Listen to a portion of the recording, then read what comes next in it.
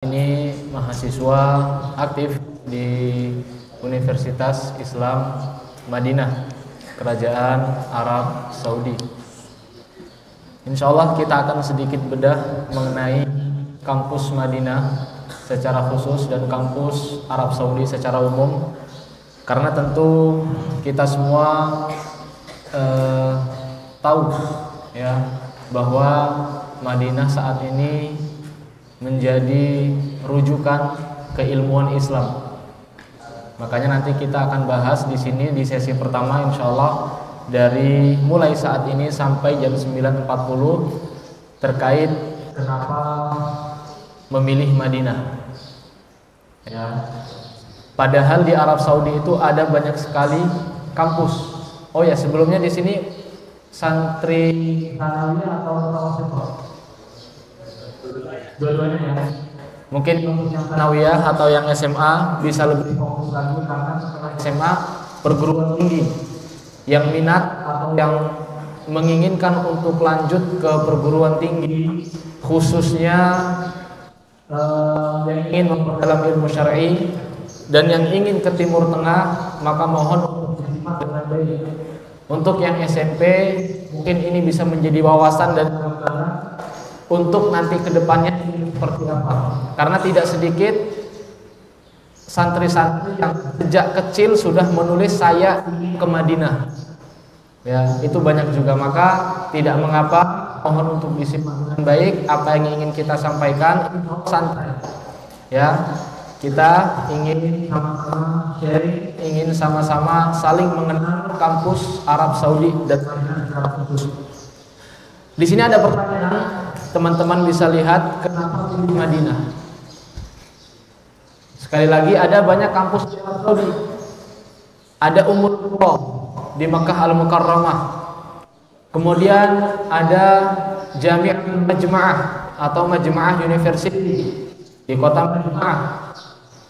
Ada Jami'atul Imam di Riyadh, ibu kota Arab Saudi. Ada juga Jami'atul Qasim yang ada di Qasim.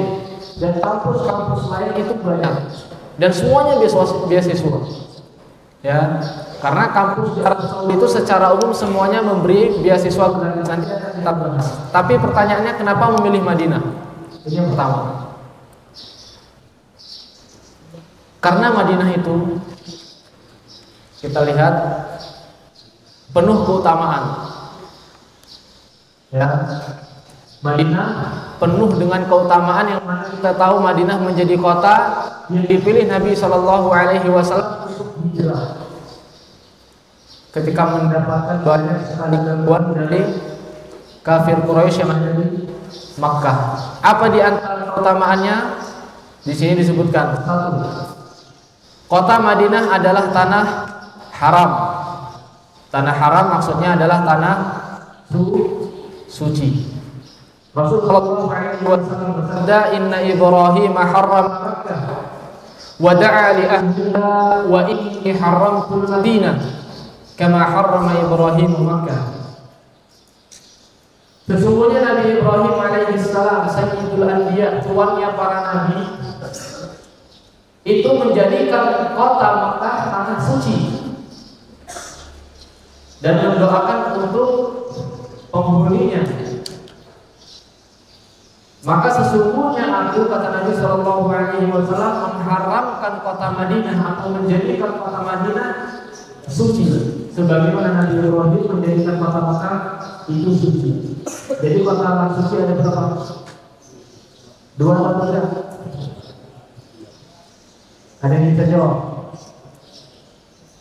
Al-Haramain Syarifain ada dua. Meskipun masjid suci ada tiga. Yang satu terletak di Palestina, yaitu Al-Masjidul Al-Aqsa. Nabi Ibrahim alaihissalam menjadikan kota Makkah suci, tanah suci. Kemudian Nabi Muhammad SAW menjadikan kota Madinah kota yang suci.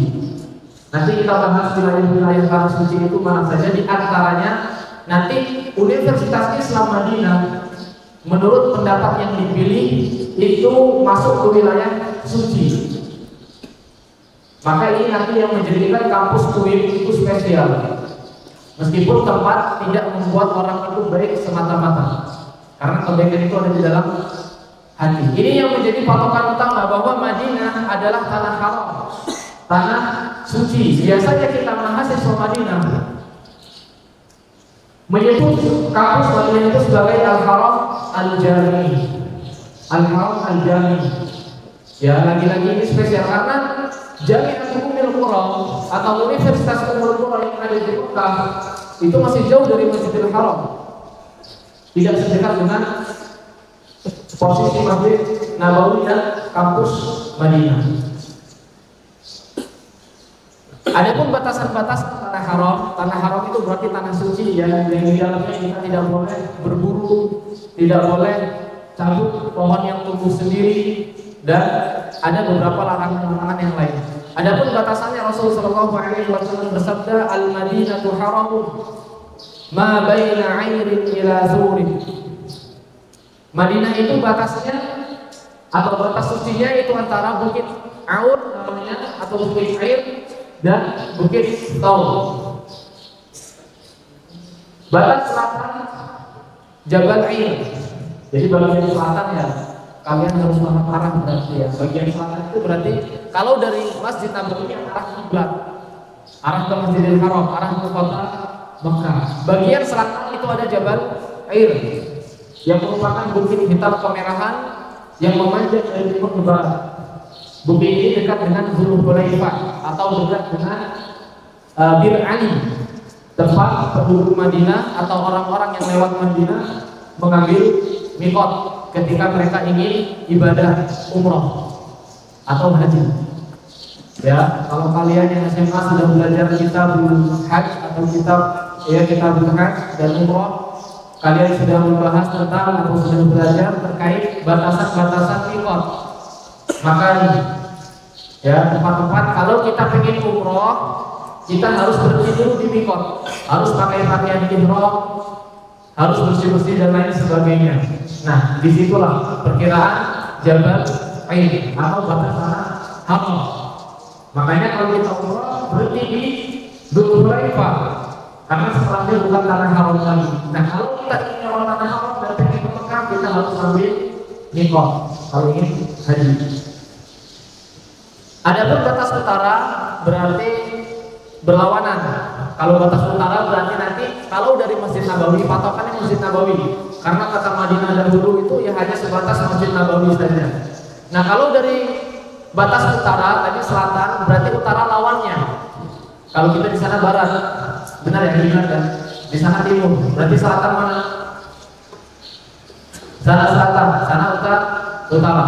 Kalau dari Arab Saudi kita di Madinah, kiblat kita ke arah selatan, ke arah sana, ke arah kota Mekah. Nah, kalau dari arah utara itu arah ke Gunung Uhud. Kita semua sudah dengar Gunung Uhud, ya, gunung yang menjadi bukti sejarah adanya peperangan tersebut di lereng Gunung Uhud. Itu di arah Gunung Uhud, ya, perbatasan tanah suci yang bagian utara.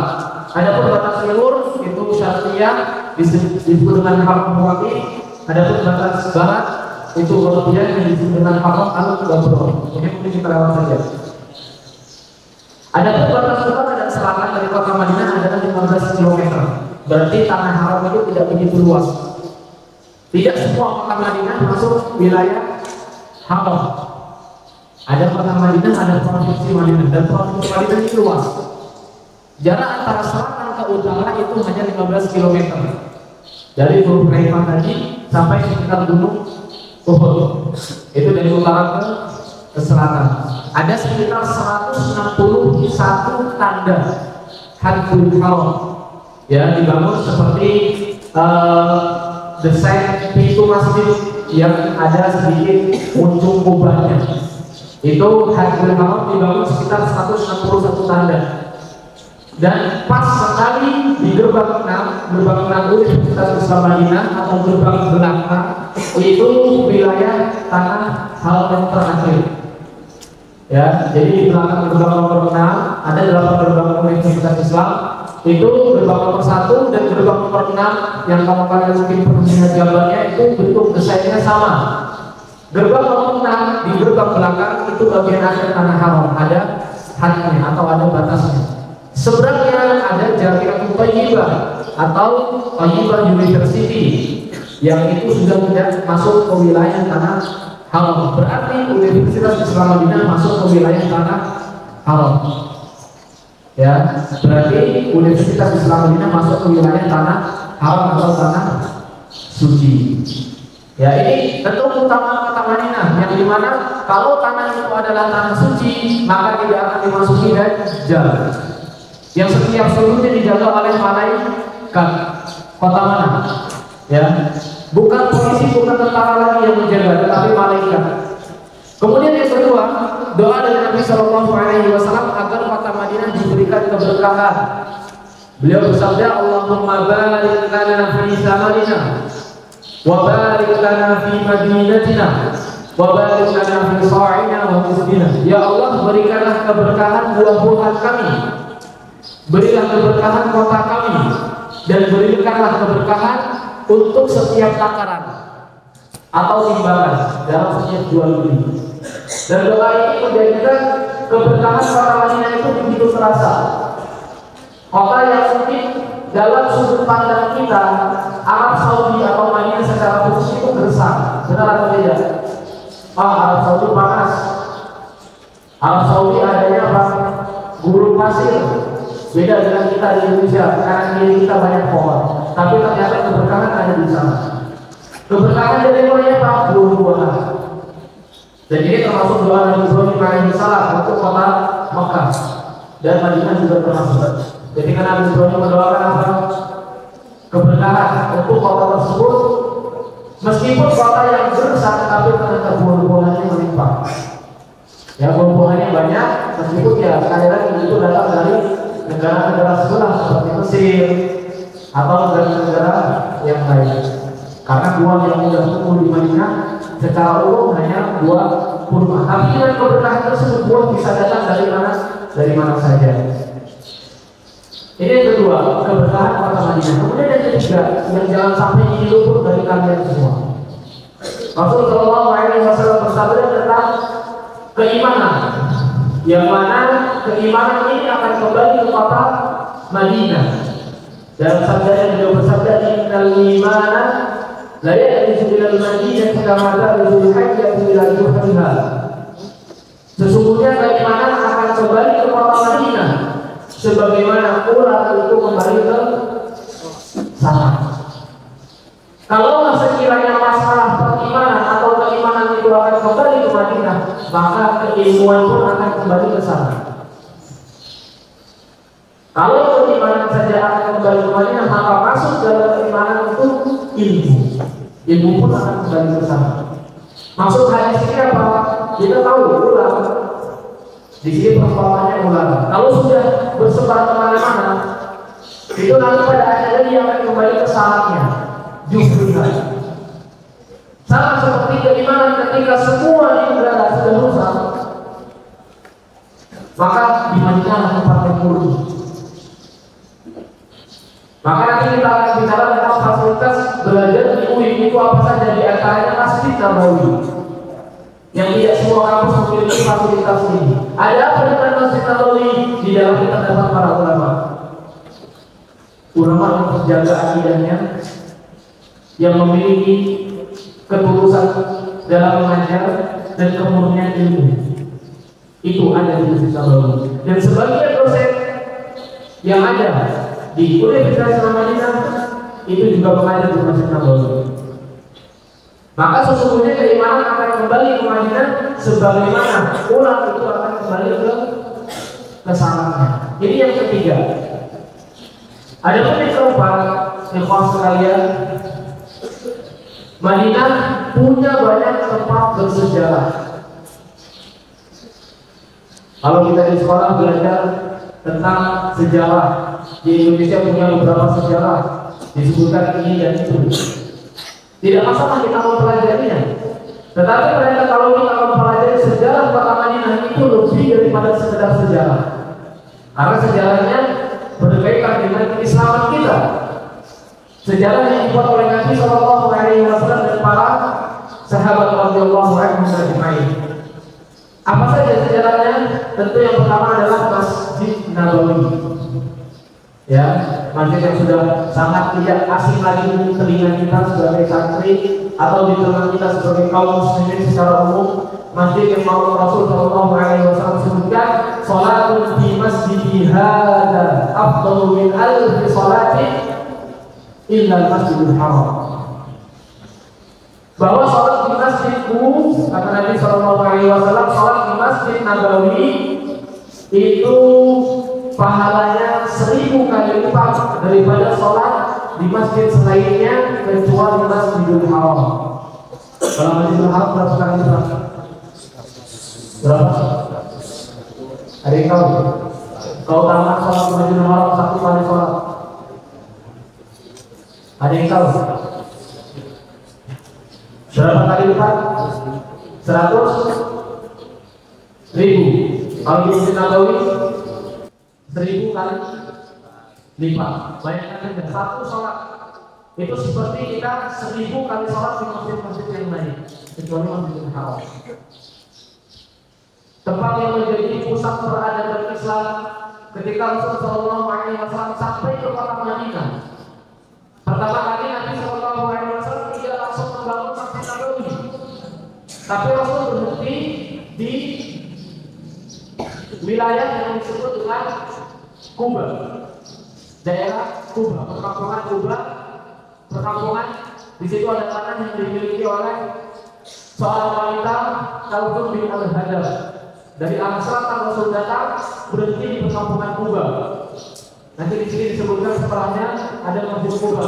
Dan ini Masjid Kuba, masjid yang pertama dibangun di atas Islam, yang pondasinya merupakan ketakwaan. Tapi sebelumnya kita membahas Masjid Nabawi terlebih dahulu. Kita lihat di sini ada kubah hijau yang menjadi patokan atau ciri khas daripada Masjid Nabawi. Yang tepat di bawah kubah hijau itu ada makam Nabi Shallallahu Alaihi Wasallam dan dua sahabatnya, Abu Bakar dan Umar radhiyallahu anhum. Yang tepat lagi di bawahnya di situ ada Allah yang masuk sebutkan nama ini. Wa min ba'irau min riyadil jannah, antara rumahku sampai dengan mimbarku, gambarannya ini sekitar makam Nabi yang dulunya rumah Nabi Shallallahu Alaihi Wasallam. Di sini ada mimbar, maka bagian antara rumah sampai mimbar itu Allah. Kalau kalian pernah umroh atau nanti insya Allah berdepannya umroh, insya Allah ada kesempatan untuk masuk Allah. Di situ disebut dengan taman daripada taman-taman surga.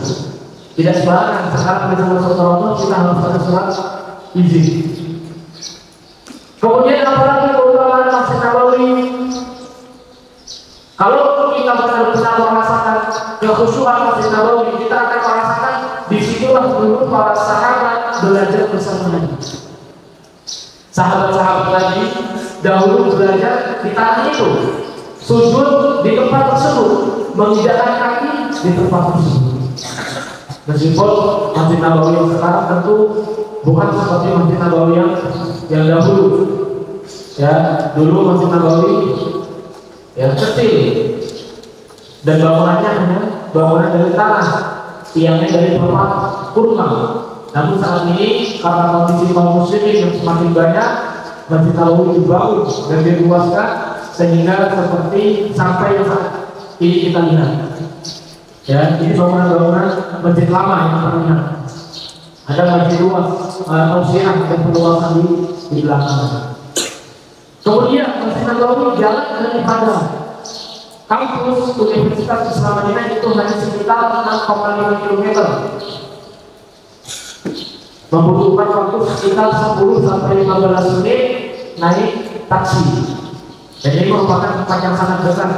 Tiang-tiang ini, tiang yang belakang itu kalau dari gambar di tengah-tengah, ini tiang termasuk tiang yang cukup tinggi yang bisa kita lihat dari kampus.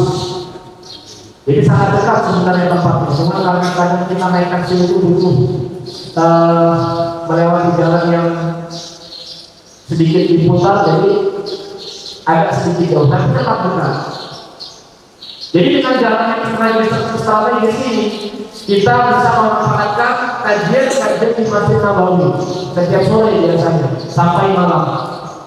Kita bisa ikut halaqah bersama saya yang ada di Masjid Nabawi. Ada halaqah hafalan, ada halaqah murojaah, ada halaqah ijazah, bahkan ada yang dari pemula ke sini. Semua yang lengkap. Kajian mulai dari kajian akidah ada, kajian fikih ada, tafsir ada, sirah nabawiyah juga ada, semuanya lengkap. Ya, kalau kita bicara tentang Masjid Nabawi itu sangat banyak sekali. Kemudian yang kedua, di antara tempat bersejarah. Oke, tempat bersejarah ini nanti ada dua bagian. Ada yang hanya sekedar sejarah secara umum, ada yang sejarah kalau kita kunjungi itu juga ibadah. Masjid Nabawi merupakan tempat bersejarah dan kalau kita berkunjung juga sekaligus ibadah. Ada dari tempat-tempat bersejarah yang kita hanya sekedar untuk mengetahui sejarah saja. Kalau memang kita terus mudah-mudahan kita mendapat pahala, nanti kita ingin belajar. Seperti nanti ada namanya Honda. Ya, mungkin kalian pernah dengar ada namanya perang Honda, perang Parit. Ya, perang Parit atau Galia. Itu kita datangnya sekedar untuk mengetahui sejarah. Tidak ada ibadah secara khusus yang kita laksanakan di Honda. Nanti Honda ada masjid, ada masjid Sampurna, masjid 7. Ada orang yang datang untuk sholat, katanya kita itu berkah, padahal tidak. Ya, makanya sejarah itu nanti ada yang sejarah kita datang untuk ibadah, ada yang sejarah kita datang untuk sekedar mengetahui wawasan Islam saja. Masjid Nabawi sejarah kita datang ke sana untuk mengetahui sejarah dan kita datang pasti untuk juga ibadah. Kedua, Masjid Kuba yang Allah sebutkan dalam Masjidul Qudus sa'at taqwa min awwal yaumin ahaqqu an taquma fihi. Masjid yang fondasinya merupakan ketakwaan yang kita berhak untuk sholat di sana. Ada yang tahu tentang Masjid Kuba? Ada yang sampai pernah lihat? Ada yang sampai pernah lihat? Yang di belakang? Yang sampai pernah lihat ya selain Ustaz? Yang sampai pernah lihat ada kan pernah lihat? Ada nggak? Setelah lulus kelas 3 SMA nanti tahun ada yang sampai pernah lihat ada yang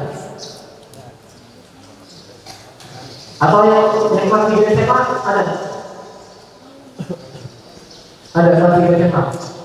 Coba angkat tangan yang kelas 3 SMA yang sudah lulus. Berapa orang? Cukup banyak. Ada yang tahu pertama Masjid Kuba?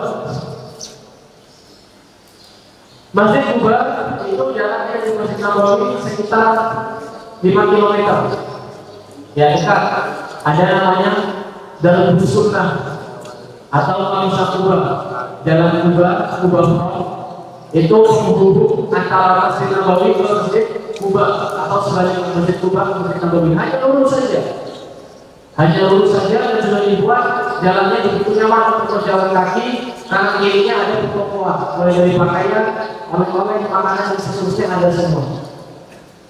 Jadi cukup dekat. Makanya sejarahnya kan ketika Nabi sampai ke kota Madinah, Nabi SAW membangun Masjid Kuba, menetap di perkampungan Kuba beberapa hari, kemudian Nabi SAW melanjut perjalanan ke kota Madinah, baru membangun Masjid Nabawi. Jalan saja.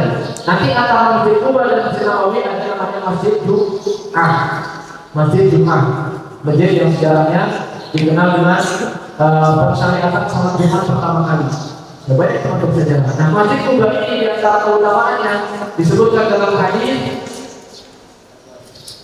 man tatahhara fi baitihi thumma ata Masjid Kuba wa shalla fiha rak'atain kana ajri umrah kama sallallahu alaihi wasallam.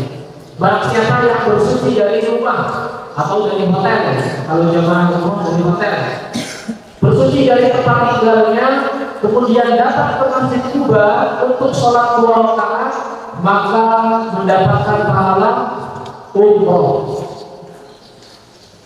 Ya, sholat 2 rakaat di Masjid Kuba pahalanya seperti pahala umroh. Jadi kalau kita ingin mendapatkan pahala Allah, bisa sholat ke Masjid Kuba. Dan ini cukup dekat. Kita bisa jalan kaki, biasanya kita mahasiswa jalan kaki sore atau malam hari atau pagi juga bisa. Kemudian bisa juga naik taksi atau ada kendaraan namanya mobil golf, ya, mobil car itu 10 real atau 40.000 sekali jalan, kurang lebih 80.000. Cukup menguras kantong dari mahasiswa. Ya, ini Masjid Kuba, dan ini masjid yang pertama dalam Islam. Ya, masjid yang pertama dibangun Nabi Sallallahu Alaihi Wasallam sampainya di daerah Kuba. Jauh dulu bukan masjid kota Madinah. Ya, karena sekali ini kota Madinah dulu kecil. Tapi sekarang diperluas oleh Kerajaan Arab Saudi. Dulu Kuba nama daerah Kuba. Ya, daerah Kuba. Tapi sekarang masuk kota Madinah juga. Ya, di Masjid Kuba ini ada keutamaan yang sudah kita sebutkan tadi. Yang bersih dari rumah datang ke Masjid Kuba, maka dia mendapatkan pahala umroh kalau dia sholat. Nah, jadi datang untuk sholat, bukan datang untuk beli kurma. Karena di sekitar Masjid Kuba ini banyak sekali kebun kurma. Ya, datang untuk beli kurma, berarti dia niatnya salah. Jadi yang kedua, kita saja yang kedua. Ada yang ketiga di sini, mulai dari sisi kiri ada gunung Rasul Sallallahu Alaihi Wasallam bersabda mengenai gunung Uhud ini, Jabalun yuhibbuna wa nuhibbu, merupakan bukit atau gunung yang kami cintai dan gunung tersebut pun mencintai kami. Gunung Uhud yang di situ ada beberapa sejarah, di antaranya mungkin santri-santri sudah belajar perang Uhud. Kaum muslimin kalah atau menang ketika itu? Kalah. Ya. Nah, ini dari foto ini yang banyak orang. Ini sekitar bukit rumah atau bukit pemanah. Ya. Yang mana Nabi Sallallahu Alaihi Wasallam memposisikan 50 sahabat orang lebih di bukit pemanah tersebut. Dan ini dari foto ini orang-orang yang sedang berdiri itu dari bukit pemanah, tapi dari bagian bawahnya naik sedikit itu nanti bukit pemanah. Dan di sebelahnya itu ada syuhada Uhud atau malam syuhada Uhud. Nah, itu gunung Uhud yang ada di belakangnya. Ada satu kisah menarik dari gunung Uhud ini, mudah-mudahan kita bisa mendapat pelajaran. Jadi ketika itu Abu Bakar dan Nabi Sallallahu Alaihi Wasallam mendaki gunung Uhud. Lalu kemudian gunung Uhud apa? Bergetar. Gunung Uhud bergetar. Lalu Rasul bersabda, tenanglah wahai Uhud, di atasku ada seorang Nabi, Al-Amin, dan ada Siddiq, yaitu Abu Bakar. Ya, ini menunjukkan ya keutamaan Nabi Sallallahu Alaihi Wasallam. Gunung Uhud terletak di bagian utara. Tadi kita sudah sebutkan, kalau dari Masjid Nabawi itu di bagian utara, berarti bagian paling belakang ada namanya Babul Malik Fahad. Itu Malik Fahad atau itu Raja Fahad, itu nomor 20 sampai 22. Ke arah utara itu kelihatan Gunung Uhud. Ya, terlihat kegagalan Gunung Uhud, panjangnya 7 km. Gunung Uhud panjangnya 7 km. Jarak dari Masjid Nabawi sekitar 5 km. Bisa berjalan kaki juga. Kalau kita dari sisi utara masjid, dari daerah Markazia, di Raja Fahad, itu kita bisa jalan ke arah utara sepanjang 5 km. Ya, ini merupakan tempat bersejarah yang kita bisa kunjungi untuk mengunjungi syuhada Uhud. Ya, bukan untuk berdoa-doa ke ahli kubur, tapi kita untuk mendoakan mereka. Di situ ada paman Nabi Sallallahu Alaihi Wasallam. Siapa namanya? Yang kedua Hamzah radhiyallahu anhu. Jadi Gunung Uhud ya, dua disebutkan dalam hadis, bagi siapa yang menyolati jenazah kemudian mengantarnya sampai ke pemakaman, maka baginya qiratah. Maka para sahabat bertanya, apa itu qiratah? Qirat itu pahala yang sebesar Gunung Uhud. Dan juga Gunung Uhud ini adalah satu bukit yang kelak akan dipindahkan ke dalam surga. Ini Gunung Uhud. Kemudian yang tengah ada kuburan baki. ada kuburan Baqi. Ya, ini tepatnya ada di Bab Masjid Nabawi. Jadi sebelahnya itu kuburan Baqi. Barat atau timur berarti? Hah? Timur atau barat? Hah? Coba patokannya adalah kiblatnya ke selatan. Kiblatnya ke arah selatan, kuburannya ada di sebelah kiri Masjid Nabawi. Hah? Barat ya? Belakang kaki ada lanjut sedikit. Itu ada Baqi. Baqi disebut dengan Baqi al-Gharqad. Baqi al-Gharqad, Gharqad itu adalah pohon yang berduri, pohon yang nanti orang-orang Yahudi akan bersembunyi di balik pohon Gharqad tersebut. Lalu pohon Gharqad akan berbicara, ini Yahudi ada di belakang saya, kata pohon Gharqad. Baqi al-Gharqad tapi sekarang kondisinya seperti ini, dan inilah pemakaman di Arab Saudi secara umum hanya batu nisan. Ya, tidak ada rumah-rumahan, tidak ada semen, dan hanya seperti itu saja. Ya, ini ada di sisi Masjid Nabawi. Keutamaannya apa? Ya pemakaman saja biasa. Hanya saja disebutkan dalam hadis, barang siapa yang bisa untuk meninggal di Madinah, maka hendaknya dia yang meninggal di Madinah. Sesungguhnya aku akan memberikan syafaat. Jadi keutamaannya ada sebenarnya. Bukan keutamaan kita bisa berdoa di sana, melainkan keutamaan bisa meninggal di sana. Yang kita berharap kalau kita meninggal di kota Madinah, kita akan dimakamkan di Baqi. Bayangkan saja, sebelum kita dimakamkan, kita akan disolatkan oleh kaum muslimin dari seluruh dunia.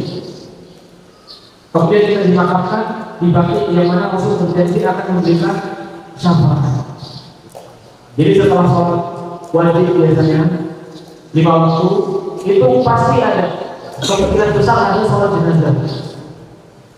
Biasanya setelah sholat imam salam, assalamualaikum warahmatullahi wabarakatuh. Nanti dikumandangkan as-salatu ala wa yarhamukumullah. Itu sholat jenazah. Itu setiap sholat di Masjid Nabawi atau di Masjidil Haram yang dari Mekah.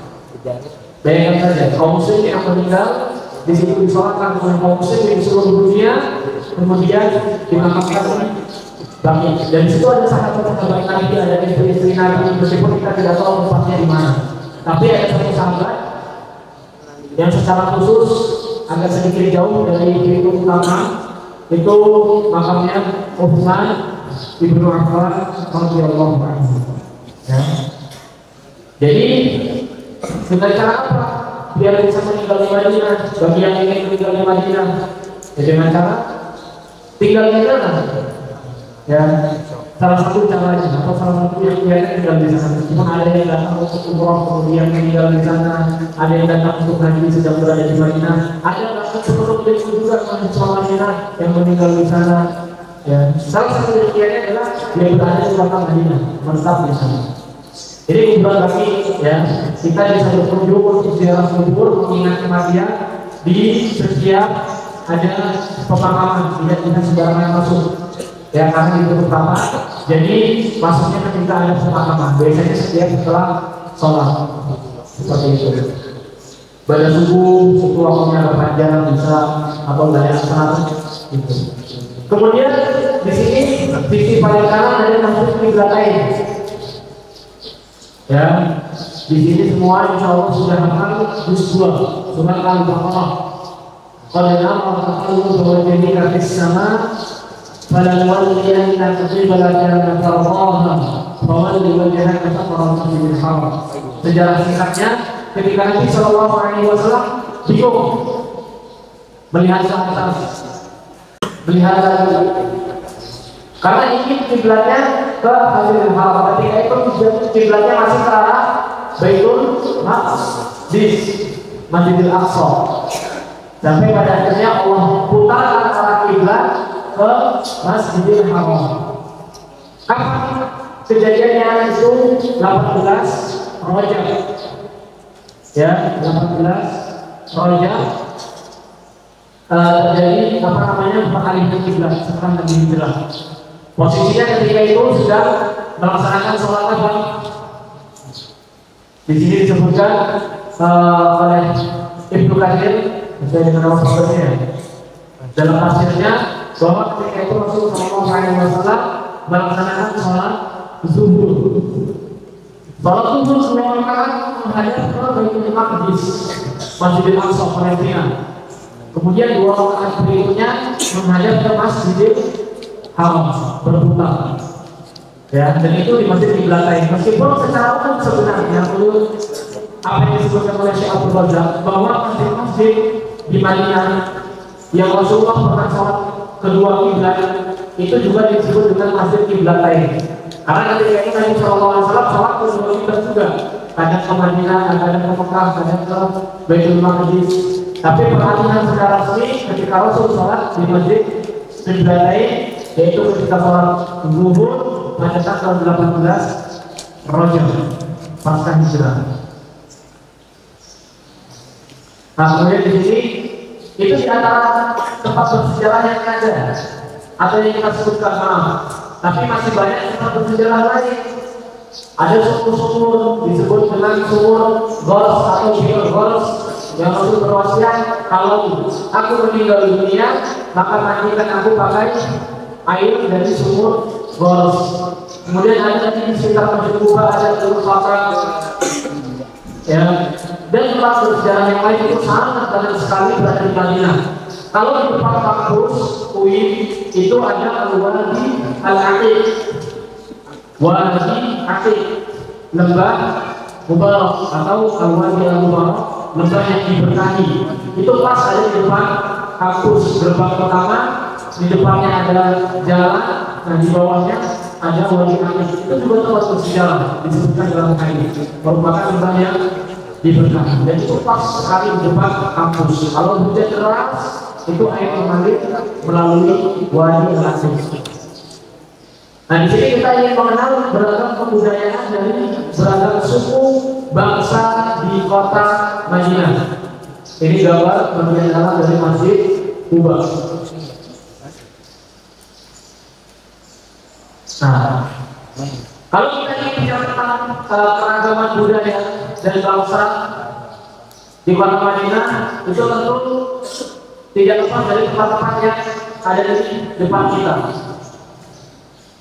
Nanti, ya, tentu di Madinah atau di Mekah secara umum, dua kota suci ini, Mekah dan Madinah, itu tempat berkumpul di sana kaum muslimin dari seluruh dunia.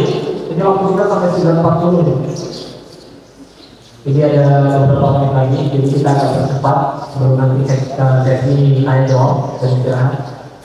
Jadi terkumpul di Mekah dan Madinah secara umum dan secara khusus itu kaum muslimin dari seluruh penjuru dunia. Ya, kalau kita di Madinah, Ustaz bicara di Madinah karena kita di Madinah, ya. Jadi kita bicara sesuai dengan yang kita ketahui. Di Madinah, di UIN itu terkumpul 170 negara. 170 negara, bayangkan. Di situ terkumpul 170 negara dengan kebudayaan yang beragam. Kita di sana akan bertemu dengan orang India, kita akan bertemu dengan orang Afrika dari negara yang masing-masing, kita akan berjumpa dengan orang Eropa, dan kita akan berjumpa dengan penduduk lokal Arab Saudi. Kalau penduduk lokal itu seperti apa? Ini sebenarnya disebutkan di sebelumnya, ya. Kalau kita ingin mengenal ragam budaya, intinya kalau orang Arab Saudi itu memiliki sifat yang tegas. Sedari kecil mereka dididik untuk tegas sampai mereka dewasa. Ya, beda dengan orang kita, ya. Orang kita, masya Allah, betul-betul. Orang kita sangat sopan. Bukan berarti mereka tidak sopan, ya, tapi ciri khas mereka itu tegas. Kalau di kita mungkin murah senyum, ya, orang Indonesia sangat terkenal murah senyum. Di sana mungkin mereka tidak tersenyum, tapi mereka sebenarnya tidak marah juga. mereka mengucapkan salam kepada kita, tapi mereka tegas, baik laki-laki ataupun perempuan. Ya kalau kita di Halakoh, jadi anak di situ ada Halakoh di Nabawi, Haram Nabawi, setiap pada asal Halakoh Quran. Kebetulan Halakoh anak itu dekat sekali dengan tempat pembagian makanan snack untuk santri Nabawi, snack, jus atau sup roti, atau kalau snack kapis itu namanya supron Madinah. Itu makanan yang dijual di atas plastik, ada roti-rotian, ada yogurt dan jus, kopi, teh, semuanya ada. Itu yang jual supron, jual plastik biasanya anak kecil. Kita lagi duduk setelah bacaan, setelah hafalan, mereka mau jual supron. Kalau kita mungkin kondisi mereka tidak, mereka buka kepala saja. Ya kita lagi duduk, padahal itu anak kecil, mungkin anak SD. Ya, padahal itu kecil gitu. Atau mungkin SMP, matawasil. Tapi mereka apa? Mereka kepala kita, artinya kita suruh mundur. Ya, tidak bilang permisi atau mungkin dalam bahasa merusakan kami publik. Mereka tidak langsung pegang kepala, dan kita tidak boleh baper. Ya, mereka bisa seperti itu. Kalau salaman dalam adat kita itu yang kecil biasanya cium tangannya besar, tapi kalau di sana tidak. Itu secara umum saja. Tapi mereka penduduk Madinah khususnya mereka memiliki jiwa-jiwa Ansor. Ya, mereka memiliki jiwa-jiwa Ansor, jiwa-jiwa penolong. Ya banyak sekali dermawan-dermawan di Madinah. Kalau kita ingin sebutkan kedermawanan orang Arab itu luar biasa. Contohnya di sana ada yang dikenal dengan Abu Turki. Abu Turki sosok dermawan Arab Saudi yang suka bagi-bagi makanan di Masjid Nabawi, puasa Senin Kamis atau puasa Iyamudin atau puasa Ramadan terlebih lagi, semuanya itu ikut berbagi. Itu di antaranya. Kemudian ada juga yang disebut dengan Maktab Doter. Maktab Doter ini juga suka bagi-bagi ke mahasiswa setiap bulannya 150 real atau sekitar 600.000 rupiah ke mahasiswa. Kemudian ada juga bantuan haji, itu banyak sekali kedermawanannya. Ini Madinah atau Arab Saudi secara umum. Nah kemudian kenapa pilih Madinah? Karena tema kita kenapa pilih Madinah? Di sini disebutkan mudahnya akses belajar di kota Madinah. Ya, pertama di Madinah ada universitas. Kalau gambar yang dipakai ini Universitas Islam Madinah. Ada juga Jami'ah Thayyibah yang kita sudah sebutkan, ada Universitas Thayyibah namanya. Dan ada kampus-kampus lain, cuma biasanya kampus yang jadi tujuan kalau di Madinah itu Universitas Islam Madinah dan Thayyibah. Tapi untuk mahasiswa di Indonesia, Universitas Thayyibah itu masih sedikit, tapi ada. Ya, dan kampusnya hanya bersebelahan, berdekatan. Akses belajar yang mudah. Kemudian ada Haram Quran. Kalau ini gambarnya di Masjid Nabawi, ini seorang syekh yang bisa banyak bahasa. Gambar yang dipakai. Haram Quran di Masjid Nabawi. Nanti kita akan bahas secara khusus kalau kita masuk ke sesi kedua. Haram Quran di Masjid Nabawi. Kemudian kajian Islam. Ini gambar yang dipakai. Gambar di Halakoh Syekh Sulaiman Al-Ruhaili. Syekh Sulaiman Al-Ruhaili ini salah satu majelis yang ada di Masjid Nabawi. Apakah kajian Islam hanya di Masjid Nabawi atau tidak? Ada banyak. Di dekat kampus ada beberapa masjid yang di situ juga biasa didirikan atau diadakan kajian-kajian Islam. Contoh seperti Jami' Al-Balawi atau Masjid Al-Balawi, itu setiap malam Rabu kita ada kajian bersama Profesor Dr. Ibrahim bin Amir Al-Ruhaili yang saat ini beliau sedang datang ke Indonesia tanggal 4 kemarin hari Ahad. Beliau ngisi kajian di mana? Di Masjid Al-Barakah Tennessee di Roger. Itu di antara kajian yang ada. Dan itu banyak sekali di Masjid Nabawi. Yang kalau kita masuk ke Masjid Nabawi itu Kita tinggal pilih aja, kita mau pahala yang mana. Kemudian perpustakaan, ya ini perpustakaan Masjid Nabawi. Ini merupakan akses belajar yang mudah tentunya, baik itu untuk penuntut ilmu atau untuk orang awam yang sudah datang untuk membaca buku. Ya, ini terbuka untuk umum.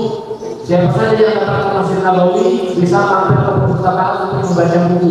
Ada di lantai 2. Dan di kampus sendiri juga ada.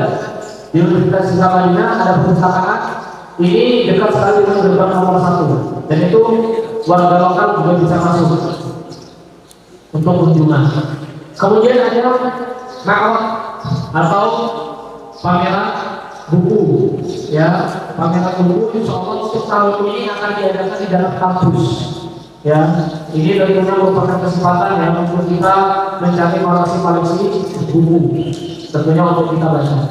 Ya, ini merupakan akses yang mudah untuk kita belajar. Jadi slide terakhir tadi.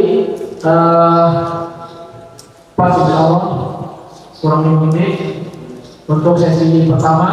Kurang lebihnya itu di sesi pertama. Kenapa kita punya di Madinah? Tentu kita akan ulang secara singkat.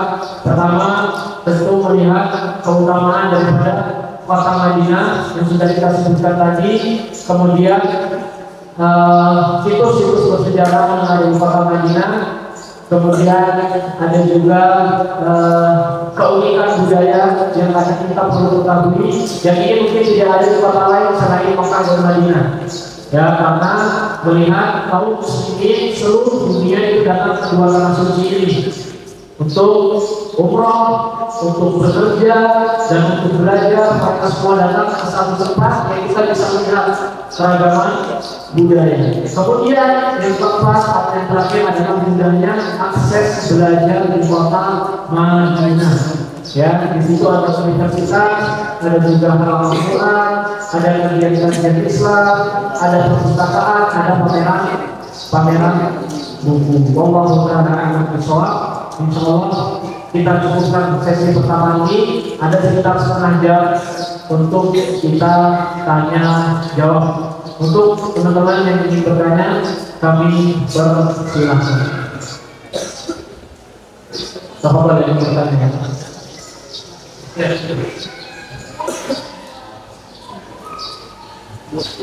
Kota Madinah boleh bawa HP, bawa HP sendiri. Paling cepat boleh kalau berapa? Tidak boleh. Pertanyaan dari siapa? Siapa? Zaki asalnya mana? Tahun itu usianya 13. Jadi ahli Zaki bertanya kalau di Madinah boleh bawa HP atau tidak? Boleh atau tidak? Itu boleh ya, Zaki ya. Sebenarnya buat bawa HP karena kalau Madinah itu kan kuliah itu ya harus bisa dibilang harus bawa HP, mungkin laptop atau mungkin tablet, karena untuk semua informasi itu kita terima lewat HP ya. Dan kita juga mau hubungi keluarga di Indonesia ya, jadi semuanya lewat HP ya.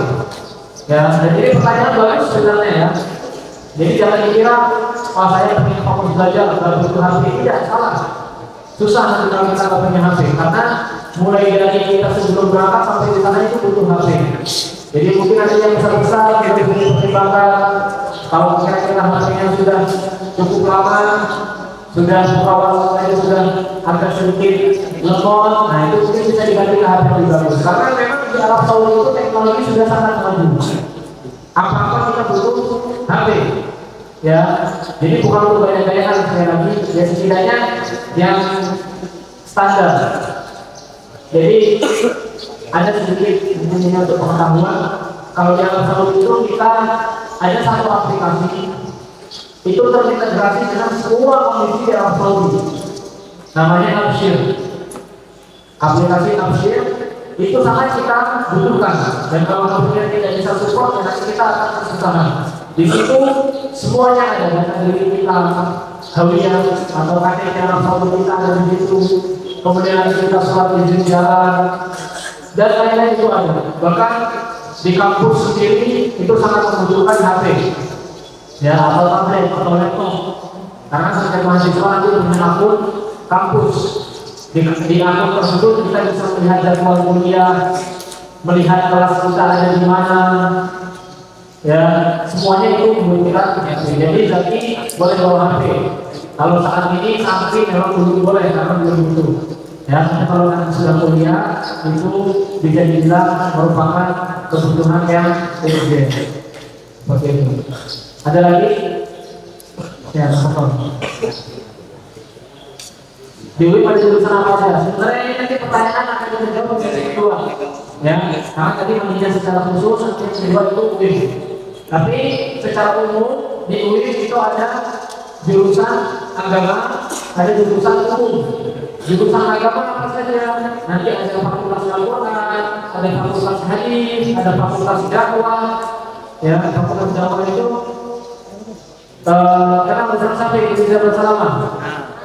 Nah, bahasa Syafi'i dari fakultas dakwah, Ustaz Firanda juga. Ya, nanti ada fakultas syariah, ada fakultas bahasa Arab, fakultas hukum, nanti ada fakultas engineering, ada teknik dan lain-lain. Ya. Jadi ada dua fakultas hukum. Ya. Dan sebenarnya bukan cuma kampus, di UIN itu ada SMP-nya sebenarnya, ada mutawasithahnya, ada juga sanawiyahnya itu ada. Tapi kebanyakan yang di situ penduduk Arab Saudi lokal warga Madinah. Seperti itu. Jadi kampusnya ada dua bagian fakultas secara umum, ya, ada yang agama, ada yang umum. Tapi biasanya mahasiswa dari Indonesia itu mengambil fakultas agama, baik Al-Quran, hadis, dakwah ataupun syariah atau bahasa Arab. Tapi ada juga yang mengambil fakultas teknik seperti itu. Terjawab ya, nanti secara umum secara ini di sesi kedua. Apa? Jadwal apa itu? Nah, coba berjumlah. Jadwal keseharian ini ya. Jadi kita santai ya, yang mau minum silakan, yang mau makan boleh ya. Jadwal keseharian itu kalau kita mulai dari bangun tidur ya. Pertama tentu kita sebagai mahasiswa itu beda dengan saat ini. Dulu kita juga di pondok itu ya kita benar-benar dilatih untuk disiplin. Tapi kalau mahasiswa itu harus mandiri. Jadi nggak ada bagian ibadah karena bangunin atau ustadz bangunin ayo bangun subuh nggak ada. Di sana harus mandiri. Berarti bangun subuh harus mandiri. Ya, mulai dari bangun tidur, ya insya Allah mudah-mudahan kita usahakan untuk sholat tahajud. Ya, kalau kita belum sholat malam, kita sholat malam dulu sebelum subuh. Setelah itu kita sholat subuh berjamaah. Sholat subuh berjamaah itu kita di beberapa masjid. Karena kalau masjid kampus cuma satu yang ada di kampus itu sebenarnya ada tiga. Jadi ada masjid utama namanya Masjid Bebas, ada masjid yang kedua namanya Masjid Baru atau Masjid Jadi, Masjid Ibrahim, ada masjid yang ada di perumahan dosen. Mahasiswa sholatnya di mana? Jadi masjid-masjid itu ada juga yang di luar masjid, nah di luar kampus ada juga di dekat perumahan dosen. Intinya sholat berjamaah. Setelah subuh kegiatannya apa? Itu macam-macam. Ada yang setelah subuh halaman Quran di masjid kampus, ada yang halaman mutun setelah hafalan mata, ada juga yang apa? Tidur. Ada yang tidur. Ya, tapi jadwalnya beda-beda ya. Karena ada yang halamannya di masjid kampus, ada yang halamannya di masjid Nabawi. Jadi beda-beda. Itu mulai dari pada subuh. Nanti mulai perkuliahan jam 8 pagi untuk yang kelas pagi. Ya, ini bisa bicara secara umum. Jam 8 kuliah sampai kurang lebih jam 12. Tapi ada yang sampai jam 11, ada yang jam 1, beda-beda. Ya, ini secara umum aja. Kuliah sampai jam 11, nanti sarapan ada di restoran kampus. Ada yang masak sendiri. Itu setelah kuliah kita istirahat siang. Berarti kalau persiapan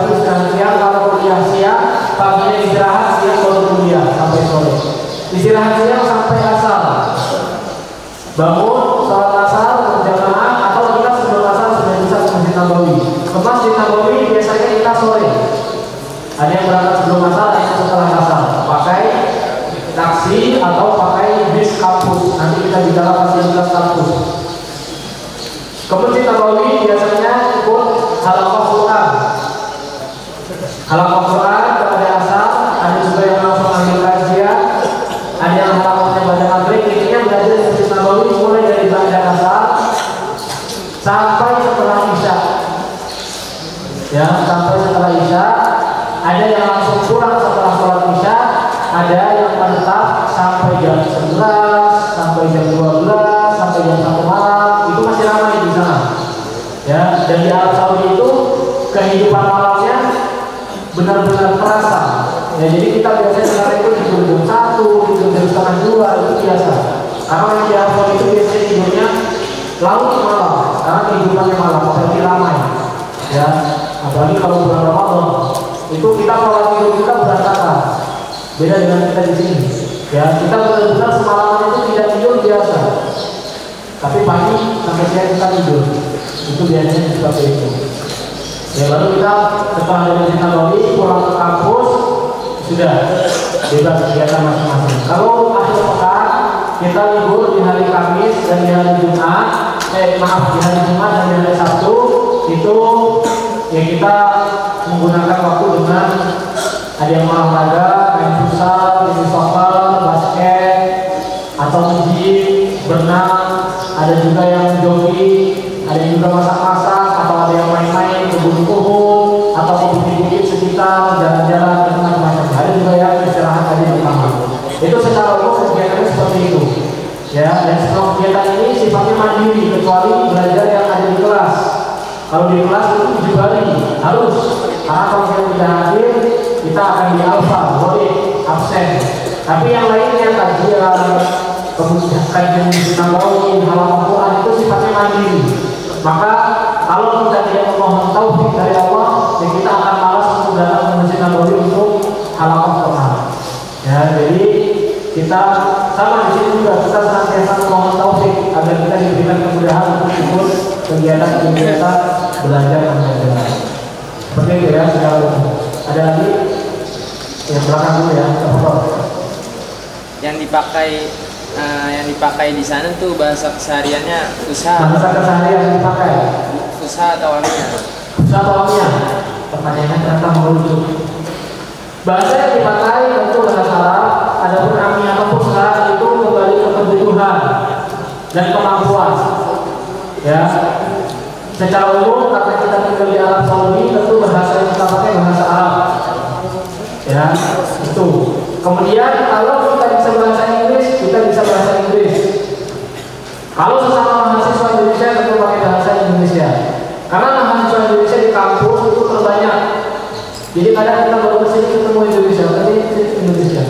Ya, seperti itu. Jadi Indonesia paling banyak. Tapi sehari-hari bahasa Arab. Kemudian pertanyaannya, amiyah atau fusha? Ada yang bisa amiyah di sini? Ahadi mutahakilan amiyah. Ya, sehari-hari kalau kita sama supir nakal, ya, supir nakal itu supir taksi, itu kita akan sedikit-sedikit kita akan menggunakan bahasa amiyah. Karena mau tidak mau ya, kadang orang luar tidak paham, apalagi di sana ada istilah bahasa sonik. Bahasa sonik itu ya teman-teman kita pekerja kebanyakan dari India, Pakistan atau Bangladesh, mereka memiliki bahasa Arab khusus. Ya, itu kita usahakan bisa. Kalau anak sendiri cukup bisa bahasa amiyah. Jadi kalau kita ngobrol sama warga lokal, itu kita bisa menyesuaikan. Tapi kalau kita tidak bisa, ya mungkin kita punya kemampuan bahasa Arab fusha. Ya, kayak contoh misalkan kalau kita mau ke Haram, karena dulu misalkan, ya nanti kita akan menyesuaikan istilah-istilah sana. Mungkin pertama kita bingung, gimana ya cara bilangnya, gimana cara ngomongnya, uridu atau gimana. Ya, kalau uridu itu saya ingin bahasa fusha. Tapi kalau misalnya jarang dipakai, dipakainya apa? Abho. Ya misalkan kita mau beli teh, kita panggil penjualnya biasanya tergantung, kalau itu orang India, Pakistan atau Bangladesh kita bilang Yesoni, Abho Shai, aku mau teh atau kopi, Abho Kahwa. Ya, jadi kalau kita sendiri, kalau anak pribadi, anak memiliki komitmen untuk menguasai bahasa Arabnya. Ya, tapi ini bukan keharusan. Tapi andainya kita bisa bahasa Arabnya itu akan lebih mudah kita untuk berinteraksi. Tapi kalau tidak bisa, kita bisa pakai bahasa Arabnya. Yang jelas kita harus memiliki kemampuan bahasa Arab fusha yang cukup tinggi. Karena pembelajaran di kelas itu pakai bahasa fusha. Tapi kalau sama teman lain negara, beda negara, intinya kita pakai fusha. Ya, kecuali memang warga Arab Saudi, kadang mereka pakai bahasa Arab yang mereka nggak melihat kita, kadang ada yang nggak paham. Tapi kalau kita paham itu lebih mudah untuk bercakap-cakap. Ya, seperti itu. Ya udah kan utamanya bahasa Arab, bahasa Quran. Oke, berikutnya. Ya. Apa ya? Bisa bilang nggak? Tentang beasiswa. Kemudian yang kedua, fasilitas bahasa. Belum bisa bahasa ini. Belum bisa bahasa Arab atau masih kurang. Ya. Jadi pertanyaannya masalah fasilitas ya. Fasilitas nanti sebenarnya ada di sesi kedua. Tapi secara umum kita akan jawab. Ada fasilitas yang tentu pertama kuliah di Arab Saudi secara umum itu full beasiswa nggak berbayar, gratis ya, 100%. Di antaranya apa? Ya nanti kita sudah segala, tapi di antaranya beasiswa belajar. Jadi kita tidak ada biaya uang belajar, tempat tinggal juga gratis, ya semuanya gratis. Jadi beasiswa, ya di Arab Saudi atau di Madinah secara khusus itu ada beasiswa. Adapun bahasa, ada pertanyaan, kalau bahasa Arabnya belum lancar atau belum bisa bahasa Arab bagaimana? Tidak perlu khawatir. Ya, itu nanti di sesi kedua. Tapi kita sampaikan di sana ada ma'had ta'lim lughah al-arabiyyah li ghairi nafi'in biha. Ada kelas persiapan bahasa untuk yang belum bisa bahasa Arab. Ya, kalian mungkin akan kaget mahasiswa kalian tidak bisa bahasa Arab. Ada atau tidak? Banyak. Ya, tapi mereka masuk ke kelas persiapan bahasa. Ada teman-teman kita dari Cina. Anak sudah berinteraksi langsung dengan teman dari Cina yang dia belum bisa bahasa Arab sama sekali. Mungkin antum sudah bisa sedikit-sedikit. Kalau hanya sudah binaina anta anak tahu bisa hasil itu Quran itu mungkin sudah bisa sedikit-sedikit. Dan ini benar-benar dari nol. Kok bisa diterima? Bisa. Nanti kita akan bahas di sesi kedua. Jadi tidak perlu sedih untuk yang kemampuan bahasa Arabnya masih rendah atau belum bisa. Intinya daftar dulu. Kalau memang Allah berikan rezeki kita akan diterima, kita bisa masuk kelas bahasa 2 tahun. Dan ini kesempatan emas. Kita bisa lebih lama lagi tinggal di kota Madinah. Jadi itu yang kita inginkan. Dulu Ustaz awal kali masuk, pengen masuk kelas bahasa Arab sebenarnya, supaya bisa lebih lama tinggal di kota Madinah, tapi tidak bisa karena Pondok Ustaz Alumni Al-Quwa Sukoharjo itu sudah mendapatkan akreditasi dari pihak Madinah. Jadi lulusan pondok itu harus masuk kuliah langsung karena kemampuan bahasa Arabnya sudah dipastikan bagus karena sudah mendapatkan akreditasi. Seperti itu. Toh juga Ustaz sebelumnya sudah di 2 tahun tidak, kemudian sudah disyariah juga sampai semester 3 masuk ke semester 4. Jadi kalau masuk kelas bahasa lagi terlalu lama karena sudah berkeluarga juga. Ya nanti kalau lama bisa sama anaknya. Ya jadi tidak perlu khawatir untuk yang belum bisa bahasa Arab. Ya di sana kita akan belajar karena di sana kita mau belajar. Ya. Ada lagi? Masih ada sekitar 10 menit sebelum masuk ke sesi kedua. Apa? Pendaftaran dibuka kapan saja, Kak? Pendaftaran dibuka kapan saja, ini juga sesi kedua ya sebenarnya. Jadi memang sesi kedua nanti banyak yang sangat kita bahas ya. Dan kalian sudah memiliki kemampuan untuk menangkap. Jadi sudah bertanya hal-hal yang akan kita sampaikan. Untuk pendaftaran untuk saat ini ya, tahun ini itu sedang ditutup, baru ditutup kalau tidak salah di bulan April. Ya, tapi secara umum nanti dia akan dibuka menjelang tahun ajaran baru. Ya, kayak sekarang kita mulai masuk tahun ajaran baru 1446 Hijriah, nanti di bulan Muharram. Nah, kita akan masuk. Itu berarti sebelumnya akan dibuka. Nah, kemarin sudah dibuka cukup lama. Ya, nanti kita akan bedah bagaimana cara daftarnya, berkas-berkas yang pastinya nanti kita lakukan di sesi kedua. Ya, tapi yang terpenting adalah untuk yang sudah kelas 3 SMA itu usahakan dari sekarang untuk persiapan berkas. Ya, makanya nanti mohon disimak di sesi kedua. Ya, apalagi saat ini teknologi sudah canggih, jadi semua akan diumumkan via online. Ya, kalau kalian tanya Instagram itu dari pihak PPM Madinah, Persatuan Pelajar Indonesia Madinah, itu akan memberikan pengumuman di aplikasi Instagramnya, di akun PPM Madinah. Kalian bisa update di situ. Karena secara tanggal khusus itu kita tidak bisa prediksi. Kalau dulu itu setiap tahun dibuka sepanjang tahun. Zaman mana daftar tahun 2019 itu pembukaan pendaftaran masih sepanjang tahun. Jadi kita bisa daftar kapan saja. Itu kenikmatannya. Hanya saja perbedaannya dulu kita daftar itu prosesnya lama. Anda daftar dari tahun 2019, posisi waktu itu semester 2 di India, Indah Nurawi, baru diterima tahun 2023. 19, 20, 21, maaf, diterima di 2022. 4 tahun Anda menunggu untuk diterima tahap akhir. Nanti juga kita akan sebutkan status pendaftarannya apa saja. Dan Anda baru berangkat di tahun 2023, berarti berapa lama Anda menunggu? 5 tahun. Dari 2019 sampai 2023. Itu website lama, ya. Memang ada beberapa kendala yang apalagi waktu itu dalam COVID juga.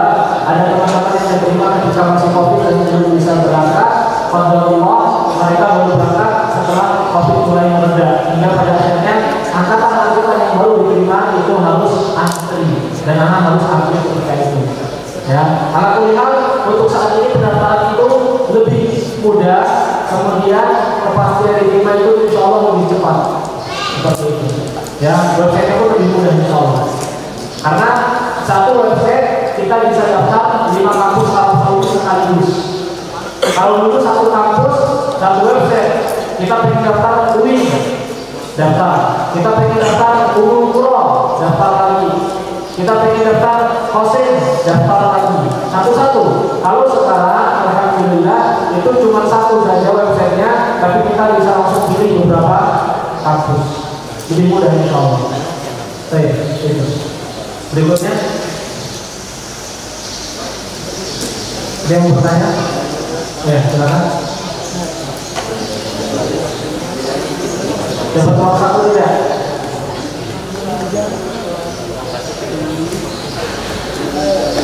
Bagus pertanyaannya. Ini lagi-lagi nanti akan kita bahas di fasilitas dan ruang satu atau tidak dapat. Ya, berapa? Nah, nanti kita bahas di sini insya Allah. Jadi kita belajar di sana, full beasiswa, kemudian kita dapat ruang bulanan masuk ke rekening kita nanti otomatis, tidak pernah keluar. Bahkan tidak ada margin.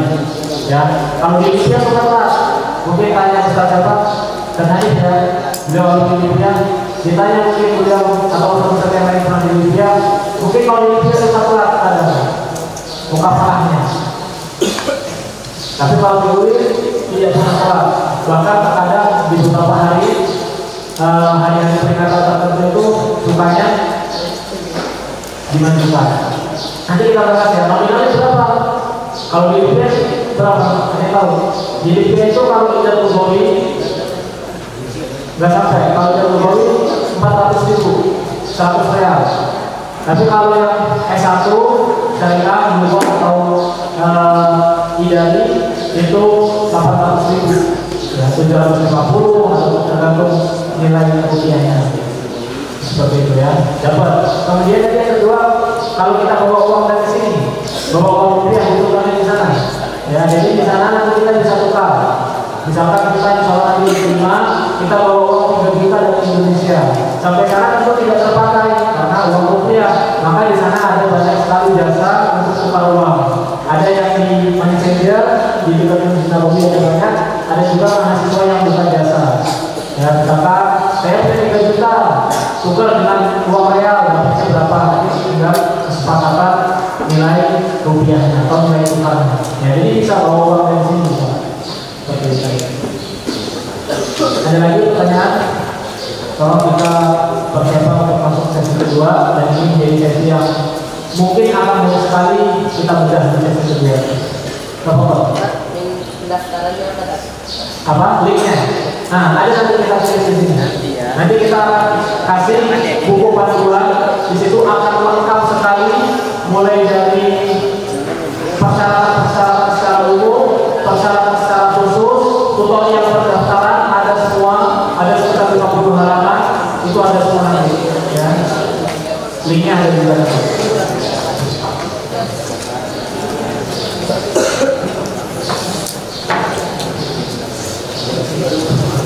Kalau kita sampai jam 12, capek atau tidak? Ada yang bilang capek, ada yang bilang enggak?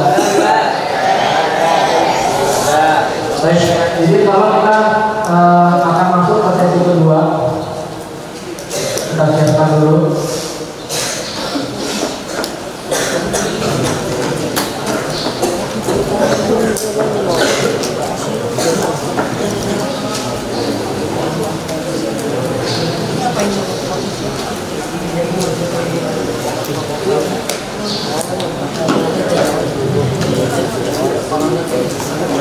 Jadi banyak sekali pertanyaan yang ini ya, yang sangat kritis, tentunya sangat kritis. Mudah-mudahan ini lebih berhasil, dan kita berharap dengan kesungguhan itu Allah tuliskan takdir kita untuk kuliah di Madinah. Sekalipun kuliah tidak hanya di Madinah, ya, tapi kita melihat keutamaan Madinah itu yang mudah-mudahan kita termotivasi untuk kuliah di Madinah. Nah, sebelumnya sudah ada atau belum alumni yang kuliah di sana? Kakak kelas yang udah kuliah di Madinah ada belum? Belum ya? Mudah-mudahan ada nanti di antara kalian yang pertama insya Allah.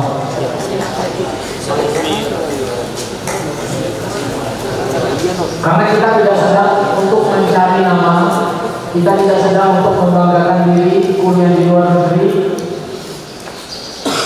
tapi kita sedang mencari keutamaan Madinah itu.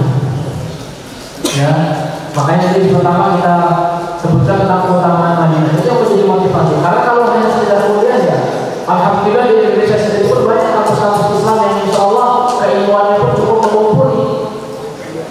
Tetapi keutamaan kota Madinah, Masjid Nabawi yang kita tidak bisa pungkiri, itu yang menjadi motivasi kita ingin kuliah di sana. Ya, karena kalau kampus lain, kayak lagi kampus lain misalkan kita kuliah di Universitas Kosim, ya mungkin belajar pengajarnya hanya di kampus saja, atau mungkin ada beberapa halaman di masjid-masjid warga. Beda dengan Madinah, ya, yang posisinya dekat sekali dengan Masjid Nabawi sehingga menjadikan kampus Madinah itu istimewa. Karena kalau kita bicara peringkat kampus, UIN itu bukan kampus yang mendapatkan peringkat begitu tinggi. Ya, kalau kita berbicara secara peringkat itu ada kampus Jami'atul Malik Abdul Aziz, ya, Universitas Malik Abdul Aziz yang ada di Jeddah. Itu secara peringkat tinggi, ya, tapi letaknya di kota Jeddah. Ya, kota Jeddah, ya kita tahu kota Jeddah itu kota selain tanah suci, ya, secara penilaian kampus tinggi. untuk belajar bagus. Hanya saja kita mencari keberkahan di kota Madinah. Atau misalkan kita belajar di Jamiah Najrah. Karena ada juga teman-teman kita enak ya, antum di Madinah dekat Masjid Nabawi. Ada yang mungkin mereka merasa ini kita setiap hari bisa ke Masjid Nabawi, kita bisa umroh dengan mudah, tidak begitu jauh.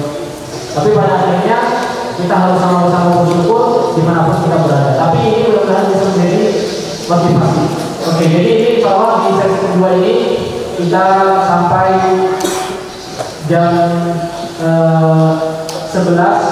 kemudian jam 11 sampai jam 12 ini cukup panjang. Mudah-mudahan bisa kita maksimalkan untuk tanya jawab seputar Rasul di pagi hari ini. Oke. Dan ini insya Allah materi terbaru ya, jadi bukan materi yang sudah lama, materi terbaru yang dirancang atau disusun oleh teman-teman Persatuan Pelajar Mahasiswa Indonesia CPNI Madinah. Di sini ada kampus review, kemudian kedua fasilitas kuliah di UIN, yang ketiga ada fakultas yang tersedia, keempat persyaratan dan berkas mendaftar kuliah, dan kelima terakhir tutorial pendaftaran kuliah di Madinah. Tapi ini bukan hanya Madinah saja, nanti insya Allah secara umum kampus Arab Saudi. Baik, bismillah. Di sini kampus review, kalau kita lihat lokasi kampus terletak di kota Madinah, Saudi Arabia, jaraknya 6,5 km dari kompleks Haram Nabawi. Ya, ini jarak yang cukup dekat, strategis sekali, sehingga dengan keberadaan masjid suci ini kita bisa memaksimalkan belajar kita di kota Madinah. Tepatnya berada di Jalan Abu Bakar As-Siddiq. Ya, ini tidak disebutkan, tapi kita sebutkan kampus UIN itu letaknya berada di Jalan Abu Bakar As-Siddiq. Cukup luas ya, kampus itu ada sekitar 8 gerbang, dan di background gambar ini gerbang nomor 1, ada juga gerbang nomor 4 menjadi gerbang yang sering kita lalui, mahasiswa sering lewat itu gerbang 4. Ada juga khalfi atau pintu belakang gerbang nomor 6 yang langsung berhadapan dengan Thayyibah University. Kemudian sejarah singkatnya, kampus UIN adalah kampus tertua kedua di Arab Saudi. Satu yang pertama kampus apa? Tapi yang kedua tertua di UIN. Karena memang UIN ini dibangun ketika itu sebagai tujuan hadiah untuk kaum muslimin seluruh dunia.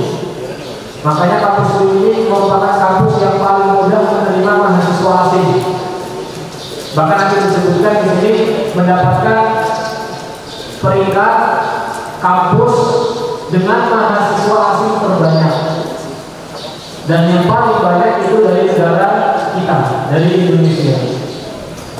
Kampus tertua kedua di Arab Saudi didirikan pada tahun 1381 Hijriah atau 1961 Masehi. Berarti usianya berapa?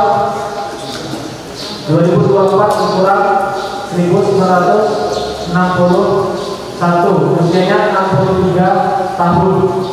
Ya, awal kali dibangun itu hanya bangunan yang terdiri dari kampus, unit asrama, gedung nomor 1 dan gedung nomor 2 dan masjid. Dan fakultasnya ketika itu hanya satu fakultas, yaitu fakultas syariah. Fakultas syariah merupakan fakultas pertama di UIN. Dan saat ini fakultas syariah menjadi fakultas yang bisa dibilang fakultas dengan peminat terbanyak. Bahkan gedung fakultas syariah itu ada 2, gedung lama dan gedung baru. Karena memang mahasiswanya terbanyak, dan kebanyakan warga lokal, warga Arab Saudi, teman-teman kita orang Arab itu mengambil fakultas syariah. Ya, karena kalau kita dengar memang tuntutan kerja, ya, tuntutan kerja kalau punya syariah itu lebih mudah mungkin seperti itu, ya. Dan telah meluluskan 60.000 alumni, banyak sekali ya. tersebar di seluruh dunia, 60.000 alumni Universitas Islam Madinah. Status universitas merupakan universitas negeri, bukan swasta ya, universitas negeri di bawah naungan Kementerian Pendidikan Arab Saudi, memberikan beasiswa full untuk mahasiswa yang terdiri dari 170 negara. Bayangkan, ini merupakan taufik dari Allah untuk mengajar Arab Saudi. Ya, kalau kita bicara beasiswa full, bayangkan mulai dari tiket pulang pergi ke negara masing-masing, mukafaah atau uang 1 bulanan, uang belajar dan lain-lain, siswa full dari kerajaan Arab Saudi. Ya, mudah-mudahan Allah Subhanahu wa taala menjaga kerajaan Arab Saudi dan penduduknya. Ini full. Tercatat di dalam World Record sebagai kampus dengan keberagaman warga negara terbanyak di dunia. Ada 170 negara dan 50 bahasa. Ya, makanya ini tadi merupakan hadiah untuk kaum muslimin. Jadi banyak yang diterima di Madinah. Jadi kita tak perlu heran, Masya Allah, Masya Allah, karena mudah diterima di Madinah, lebih mudah daripada di India.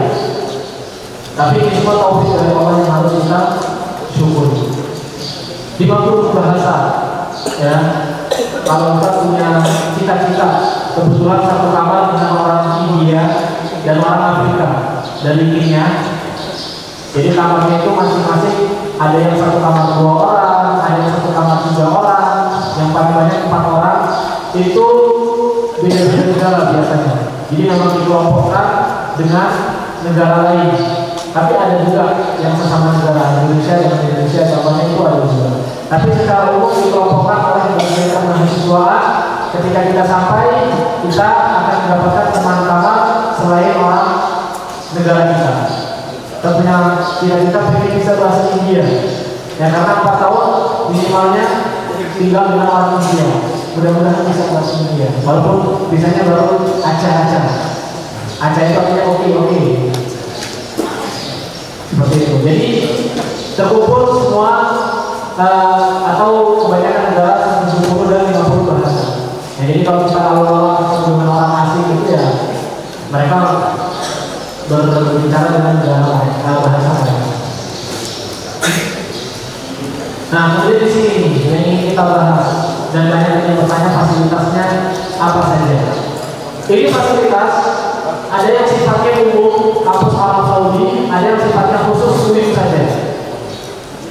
Yang pertama, full beasiswa, kuliah gratis, tempat tinggal, uang saku, uang buku dan lain-lain. Dan lain-lain itu berarti banyak lagi ya.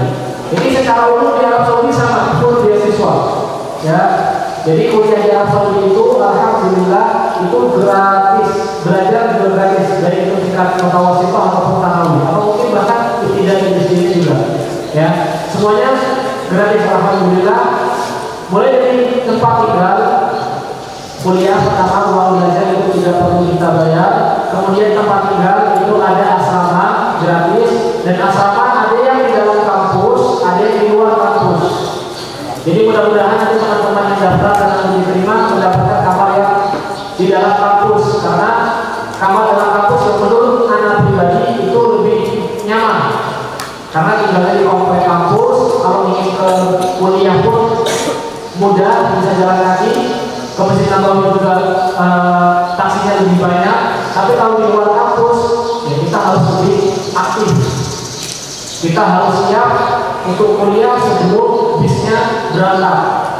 Ya, kalau kita luar kampus ibaratnya lebih santai lah. Ya, tapi sama-sama gratis semuanya, apartemen gratis. Kemudian uang saku. Nah, tadi yang bertanya uang saku berapa? Nominalnya berapa? Nominalnya alhamdulillah 840 Riyal Saudi.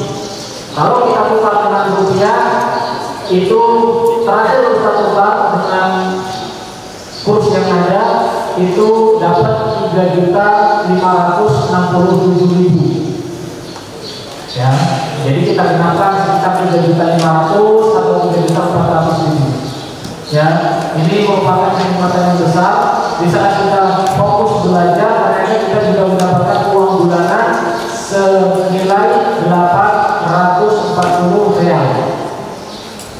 nanti masuk ke ATM kita setiap tanggal 25 Masehi, ya, di bulan Masehi, di tahun Masehi, bukan di Hijriah ya. Jadi setiap tanggal 25, sekarang tanggal berapa? Sekarang tanggal 6 Agustus. Nah, tanggal 25 kemarin itu kita turun, alhamdulillah. Di bulan saat ini kita di bulan pun tetap turun, tidak ada stop. Ya, jadi kita kuliahnya libur, tapi uangnya tetap jalan. Tentu ini nikmat, tetapi ini juga amanah. Nanti akan ditanya Allah. Ya, 840 riyal itu nanti kita dapat ATM dari kampus sampai sana nanti kita diurus semuanya. Kemudian itu uang saku yang dijawab ya, yang tanya 840 riyal itu kalau sudah berkeluarga ya bisa dikirim untuk orang rumah. Ya, kita tukar dengan rupiah baru kita kirim. Ada juga uang buku. Ya, jadi buku kita tidak perlu beli. Artinya tidak perlu beli dengan uang kita sendiri, kecuali buku-buku tambahan ya. Kalau memang dari uang buku dia itu kita harus mengeluarkan uang sendiri. Untuk uang buku itu nominalnya 850 real. Diberikan di awal tahun ajaran, dipakai untuk 2 semester. Ya, besok setelah di bulan ini kita masuk dan kita dapat 850 real. Lalu kita rupiahkan sekitar 3.600.000 rupiah, yaitu uang buku untuk 2 semester. Bayangkan ya, jadi kalian di sana untuk uang buku kuliah ibaratnya sudah tidak perlu mikir lagi. Bahkan ada juga beberapa dosen tidak menagih itu, artinya kalian boleh kuliah tapi pakai laptop, bukunya PDF. Itu ada juga kasus yang seperti itu, karena ada kebutuhan lain, ada dia harus transfer keluarga lebih, jadi uang bukunya dipakai untuk transfer keluarga. Tapi dia maksimalkan pakai laptop atau pakai tablet. Dan ada beberapa dosen yang mengizinkan. Ya. Kemudian dan lain-lain ada apa saja? Ada namanya uang ganti pengurusan. Itu disebut dengan badal tajhiz. Jadi ketika kita diterima, kita akan sampai di kota Madinah, kita dikasih uang ganti. Selama kita mengurus berkas di Indonesia, itu kurang lebih habis 3 juta. Ya mungkin 4-5 juta lah dengan ongkos warawirinya. Ya, nanti kalau sudah diterima nanti kita harus mengajukan backup. Mulai dari awal kita buat paspor, kita pakai uang. Nanti berkas harus diterjemahkan ke bahasa Arab, itu juga pakai uang. Intinya uang-uang itu semua kalau kita sudah dinyatakan lulus ya, kalau nggak lulus ya nggak masalah. Namanya kita berjuang, berarti kita harus juga berkorban tenaga dan uang kita juga. Kalau kita diterima, itu sampai sana nanti akan diganti. Berapa nominalnya? Itu sekitar 1.700 real. 1.700 real itu sekitar 7 juta. Dan jadi di awal itu biasanya berdekatan antara uang buku dengan uang ganti persiapan berkas dan seterusnya tadi. Ya, jadi di awal itu biasanya mahasiswa lebih banyak dari uangnya. 1.700 ditambah 850 real. Kemudian ada juga tiket pulang pergi di liburan musim panas. Ya, saat ini mahasiswa Madinah atau orang pengurus secara umum sudah melaksanakan liburan musim panas. Mulai dari bulan Mei, bulan Juni, Mei atau Juni. Dari bulan Juni sampai nanti insya Allah di tanggal 17 Agustus itu kita sedang liburan musim panas dan uang pesawat itu dari pihak kerajaan Arab Saudi. Alhamdulillah. Ya, kemana saja pesawatnya? Ya ke negara masing-masing. Yang ke Afrika, ke India juga ke India, ke Indonesia, dan itu semuanya gratis. Indonesia sampai mana? Sampai bandara tertentu, ya tidak sampai daerah ya. Jadi bandara Indonesia juga bandara besar yang dipilih, Soekarno-Hatta, Jakarta, Cengkareng, Surabaya, kemudian ada di Medan, Kuala Lumpur. Ya, jadi 3 bandara ini. Orang yang dari Jawa Timur atau Jawa Tengah bisa pilih ke Surabaya atau Jakarta pun juga boleh, bebas pilih. Ya, tapi ongkos dari bandara ke daerah masing-masing itu berbayar. Ya, kita tinggal di Cibubur saat ini. Mendarat di Bandara Soekarno-Hatta, Cengkareng, Jakarta. Sampai ke rumah itu bayar sendiri berarti.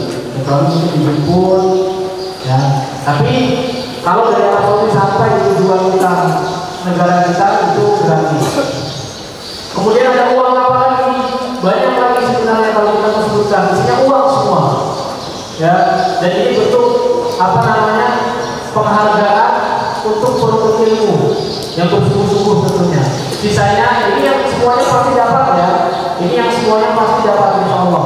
Uang buku semua pasti dapat kecuali teman-teman yang masuk kelas bahasa Ma'had Ta'limullah. Ini yang berhubung kalau di Indonesia. Yang masuk kelas bahasa tidak dapat uang buku. Jadi jangan berkecil hati. Ya, tapi tidak apa-apa. Nanti kalau sudah S1 pasti dapat juga. Ya, teman-teman yang masuk ke kelas bahasa tidak mendapatkan buku karena bukunya sudah disiap. Jadi tidak perlu beli juga. Lebihnya nanti ada uang namanya badal imtiyaz. Badal imtiyaz ini untuk mahasiswa yang dinyatakan berprestasi. Dibagikannya kapan? Setiap 2 semester. Di semester 1 kalau nilainya tinggi, kemudian bertahan sampai semester 2 itu badal imtiyaznya turun, uangnya turun. Berapa batas nilainya? Jadi nanti santri mungkin biasanya belum begitu paham ya. Jadi ada namanya IPK. IPK itu nanti nilai akhir kalau kita sebagai mahasiswa. IPK kalau di Indonesia paling tinggi 4. IPK-nya 4, berarti sempurna. Bisa 3,7, 3,5, ya, jangan sampai 2 ke bawah. Nah kalau di Arab Saudi di Tengah, IPK itu sempurnanya 5. Kalau dia IPK-nya 4,5, 2 kali, 2 semester berturut-turut minimal ya, 4,5 ke atas, maka dia akan mendapatkan uang prestasi. Jadi dia bertahan di IPK 4,5. Misalkan si Fulan semester 1 4,6, semester 2 4,6, berarti dia ada dapat. Nanti otomatis masuk ke rekening kita. Nominalnya berapa? 1.000 ya, 4 juta. Ya. Kemudian ada juga uang-uang yang kita dapat kalau kita lulus ujian mutu misalkan. Jadi kalau kita ujian mutu, mata-mata kalau ini atau halaman Quran di Masjid Nabawi, masih ada ujian-ujiannya juga setiap bulan. Biasanya sehingga nanti kita lakukan kita. Ya, dan itu nanti kalau kita lulus, nilai bagus kita bisa dapat alat-alat juga. Jadi banyak sekali fasilitas yang bisa kita dapat di Arab Saudi. Kemudian yang kedua, Masjid Nabawi, dan ini tidak ada kecuali di Madinah. Kalau yang tadi yang pertama itu umum, di Arab Saudi secara umum, insya Allah sama.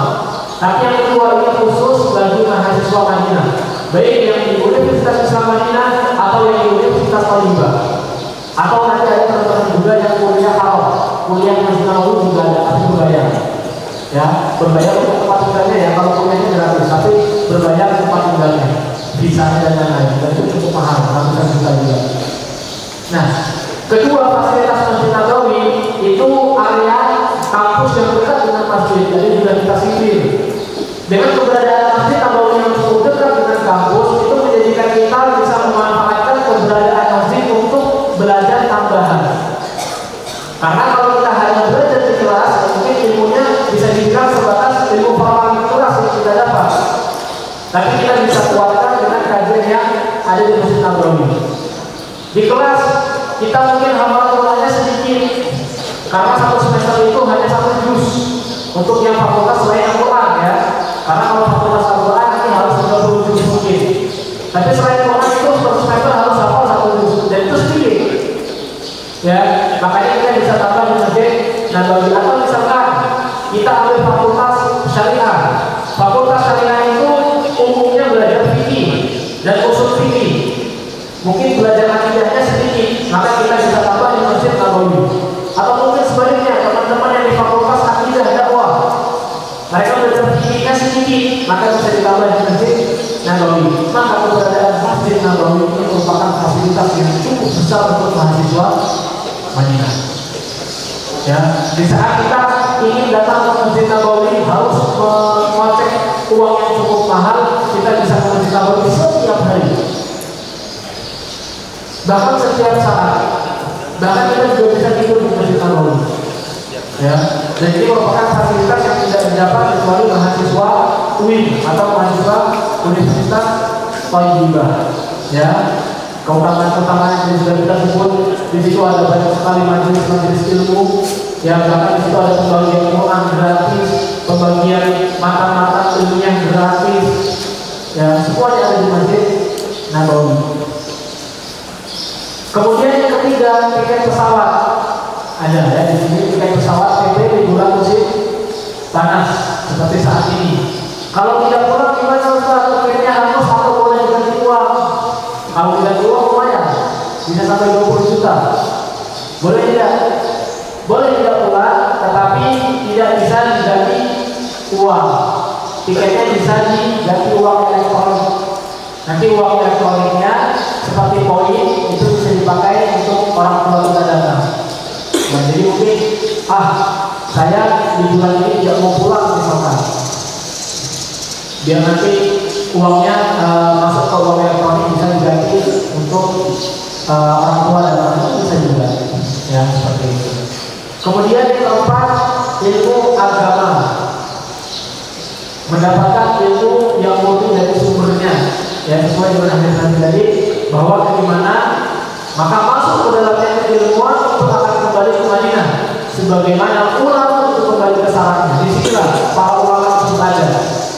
Ya, ulama-ulama Madinah yang keilmuannya murni, yang diambil dari Al-Quran dan dari Sunnah sesuai dengan pemahaman sahabat radhiyallahu anhum.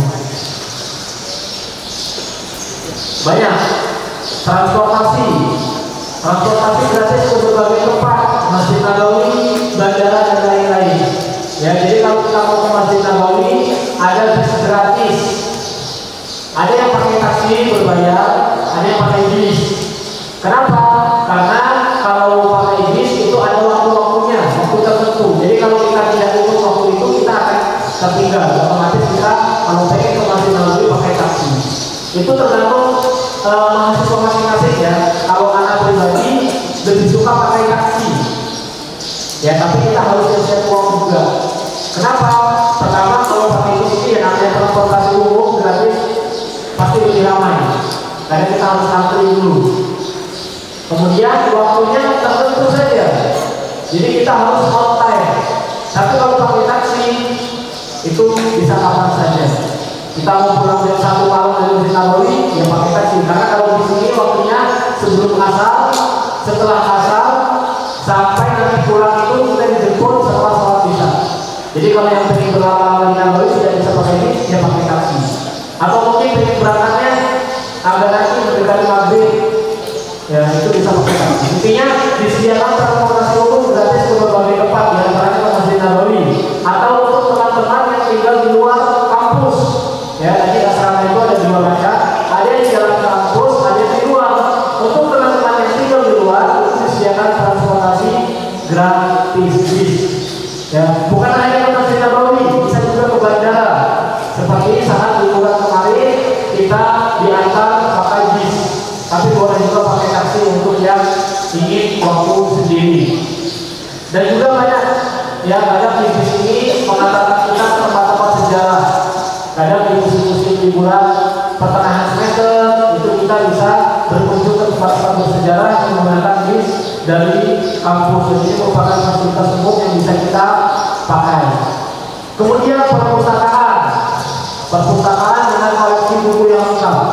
Ya, ini perpustakaan Maktabah Al-Markaziyah, perpustakaan pusat yang itu merupakan perpustakaan ini daripada kampus, memiliki koleksi buku yang lengkap dan tempat yang nyaman. Ya, kita bisa datang untuk belajar, kita bisa datang untuk menenangkan diri karena memang tempatnya sangat sunyi, dingin, kemudian wifi tentunya, dan sangat mewah untuk kita belajar. Fasilitasnya pun sangat mewah. Ya, ini untuk perpustakaan. Kemudian ada rumah sakit umum gratis. Ya, rumah sakit gratis. Jadi sakit apa aja kalau kita bisa datang ke rumah sakit. Dan ini kita pasti datang di awal kedatangan kita sebagai mahasiswa baru. Jadi nanti ketika kita menjadi mahasiswa, kita harus cek kesehatan. Kita sudah melaksanakan cek kesehatan sebelumnya di Indonesia, tapi nanti di kampus kita harus cek kesehatan lagi. Ya, selebihnya kalau kita sakit kita bisa menuju ke rumah sakit, tapi kita harus mendaftar. Makanya perlu hati tadi, nanti di aplikasi kampus itu semuanya ada, ya, termasuk kita jadwal dokter, kapan kita ingin ke rumah sakit itu ada jadwalnya, dia bisa membaca data. Tapi di rumah sakit salah satu fasilitas yang luar biasa. Kemudian yang kedelapan ada asrama nyaman yang gratis untuk mahasiswa, gratis. Ya, macam-macam ya, ada kamar lama, ada kamar baru tergantung gedungnya, dan itu kita tidak bisa memilih, tergantung nanti kita dapatnya dari pihak mahasiswa seperti apa, kita bersyukur. Tapi intinya kamarnya cukup nyaman. Ya, anak pribadi dapat gedung yang lama. Tapi istimewanya apa? Istimewanya gedungnya dekat dengan parkiran taksi, kemudian AC-nya ada 2. Ya, jadi AC-nya 2. Sedangkan kamarnya tidak terlalu besar, tapi AC-nya 2 plus ada kipas anginnya 2, kipas angin gantung ini. Ya, jadi ada cerita tentang itu. Jadi Ustaz sekamar 3 orang. Ada mahasiswa baru datang dari Afrika, dari Kenya. Kalau beliau tidak bisa terlalu dingin. Jadi ketika itu masih peralihan antara musim dingin ke musim panas. Kalau musim dingin kita nggak perlu pakai AC, karena sudah dingin. Cuma kalau anak pribadi orangnya mudah sekali gerah, ya, jadi gampang sedikit gerah, sedikit berkeringat, harus pakai kipas atau AC. Anak yang lain AC ketika itu, memang suhu masih belum terlalu panas, ya, tapi anak rasa butuh AC. Dan inilah ya, kita harus sabar karena tinggal dengan orang lain. Anak nyalakan AC, tapi ternyata kalau kamar anak tidak kuat. Jadi kita harus paksakan. Dia bilang, apa? Anak tidak kuat. Kalau dingin boleh diperhatikan ya, hasilnya pakai kipas aja. Oh ya boleh. Jadi saking dinginnya dia tidak kuat, pingsan. Ya, itu salah satu kesabaran yang harus kita kuatkan di Madinah itu. Kita harus bertahan dengan suhu. Di musim panas itu sangat panas, di musim dingin itu juga cukup dingin. Kadang kulit kita itu tidak bisa beradaptasi. Bahkan anak sudah 8 bulan di sana itu masih saja bibir pecah-pecah. Kulit suka iritasi. Sampai di Indonesia baru sembuh. Jadi kita harus bersabar terhadap ekstrimnya kota Madinah. Karena waktu sudah sebutkan, la yasbiru ahadun ala laqwatiha illa wa kuntu syafi'an al-qamar. Jadi barang siapa yang bisa bersabar terhadap beratnya tinggal di Madinah, maka Allah akan memberikan syafaat baginya. Karena memang di sana kita harus bersabar, ya, seperti itu. Tapi untuk tempat tinggal itu cukup nyaman, ya. Gedungnya itu macam-macam, ada 4 model gedung. Gedung pertama, nomor 1, nomor 2, ada 25 lokal asrama ya, yang di dalam kampus. 25 lokal asrama itu beda-beda bentuk dan desainnya. Seperti itu, tapi secara umum nyaman dan itu gratis untuk mahasiswa. Nanti kita data itu akan dapat kunci kamar, kemudian 1 orang 1, ada juga nanti ranjang, berikut kasur, bantal, spray, lemari, meja belajar, rak buku, ya, selebihnya nanti mungkin kita perlu beli sendiri seperti karpet, kemudian mungkin ada yang mobil kulkas, itu juga bisa. Nah itu masing-masing kan. Tapi kalau asrama berarti kami pun di dalamnya ya AC-nya, kemudian kipasnya, kemudian itu tadi ya kasurnya, ranjang, bantal, spray, tempat belajar, seperti ada di gambar ini. Kemudian sarana olahraga, fasilitas olahraga yang lengkap seperti lapangan indoor ataupun outdoor, kolam renang dan lain-lain. Ya, jadi ada fasilitas olahraga An-Nadi Al-Riyadi, ya, sport center yang dimana di dalam gedung tersebut itu lengkap, ada lapangan futsalnya, ada tempat gym, ada tempat berenangnya, itu semua di satu satu gedung, satu lokal gedung. Ada juga yang di luarnya, ada yang berbayar, ada yang gratis. Untuk gambar ini yang gratisnya, ya, yang di tengah-tengah asrama mahasiswa. Ada lapangan tenis soccer, ada futsal, ada basket, ya, ada volley, ada untuk berlari juga, itu macam-macam ya.